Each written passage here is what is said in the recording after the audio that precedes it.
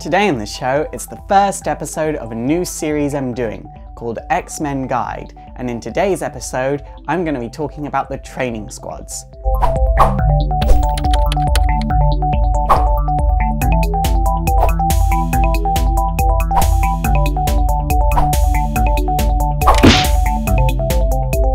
So X-Men Guide is the series for you to tell you the ins and the outs of the X-Men. And the training squads are probably the most simple concept in all of the X-Men. So the training squads were first formed in New X-Men Academy X #1 in 2004. What had happened is the X-Mansion had recently been attacked, and Emma Frost and Cyclops were like, okay, we need to prepare our students for being attacked. It's going to happen. We can't pretend like it's not. So they formed the training squads that would form a bit like junior X-Men teams. Each team had 4 to 7 members and a mentor or a teacher. And all the teams would go out on mini missions, they would train in the danger room and would act like junior members of the X-Men. They even had their own superhero uniforms and code names.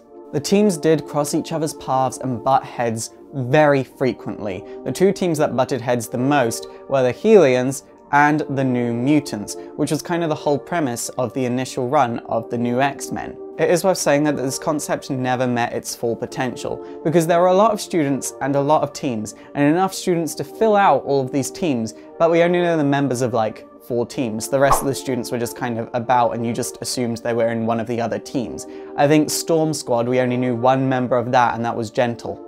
The training squads would eventually be dissolved out of necessity when M-Day came about, and only 27 of 182 students at the academy retained their powers. There was really no point in having the training squads, so Emma Frost formed the New X-Men, and to do this, she had all the remaining students take part in a huge battle royale. Obviously, most of the students didn't make the team, and over time, more students were added to the New X-Men because they proved their worth. 42 of the depowered students were killed when the Purifiers shot a missile at the bus that they were on.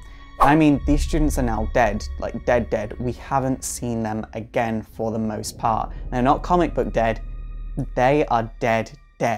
The training squads are probably one of my favorite concepts from the X-Men, and I don't know if it's because this is the time period that I really got into the X-Men, like 2004, 2005. I was so into the New X-Men in particular because it was very similar to the New Teen Titans, which, as all of you know, is my favorite comic book of all time.